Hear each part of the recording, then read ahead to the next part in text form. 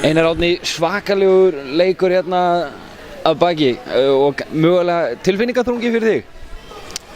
Já, ég ætla ekkert að neita því að það svona skrítið að gleðjast og vera stoltur Þórsari og keppnismaður fyrst og síðast og vita sem að uppeldisfélagið fer náttúrulega í frí og en þú veist, þetta eru bara íþróttirnar og þetta er bara hörkuleikur og það verður skrítið að fara í vinnuna á morgun.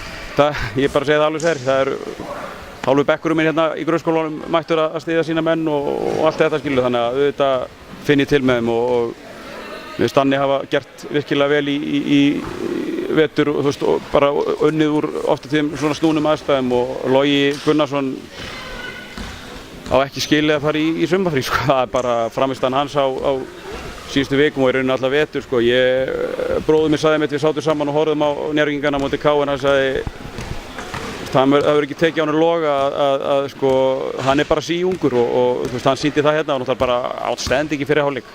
En þeir voru ekki, sko, í vetur, fóruð ekkert varhluta einmitt af þessari baráttu sem Njarðvík að súpa seiðið af núna, þessum miðjum og þetta er búið að vera örugglega einn taugatrekkjandi rússíbani þetta svæði í deildinni. Já, ég get alveg ekki það að ég er búinn að vera svolítið lengi í þessu og ég hef ekkert verið að fela það að tilfinningar mínar svona á sunnudagsmorguninn áður en að við fórum í verkefni upp í Borgarnesi voru bara einfaldlega þær verstur sem ég hef farið í gegnum, sko, körfuboltalega séð, þú veist, ég var ekki stressaður en mér bara leið svo illa yfir þeirri staðreynd að við höfum að fara í þennan erfiða leik á móti sköllum með bakið upp í vegg, vitandi það að ef að við töpum þá erum við að fara í annan djöful hérna og hugsanlega í sumarfrí sem að mér finnst við ekki eiga skili. Mér finnst við hafa spilað vel í vetur þó að okkur hafi skort stöðuleikann og ég gríðarlega ánægður með það að við skulum fara í Borgarnes á móti liði sem að með bakið upp í vegg og klára það eins sterkt og við gerðum.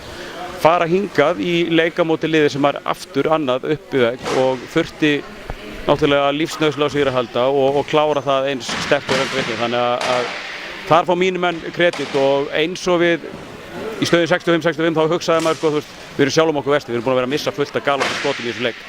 En þau komu akkurat á raun á stund. Og Halldór Garðar náttúrulega átti þarna nokkrar stórgóðar og við vorum að ná stoppum á sama tíma. Mér fannst við bara heilt yfir heldur góði varnarlega og þó að við höfum átt náttúrulega erfitt uppdráttar á móti Loga á stundum en svona heilt yfir fannst við gera virkilega vel í vörninni í kvöld og við náðum allavega að hægja Loga undir að síðasta.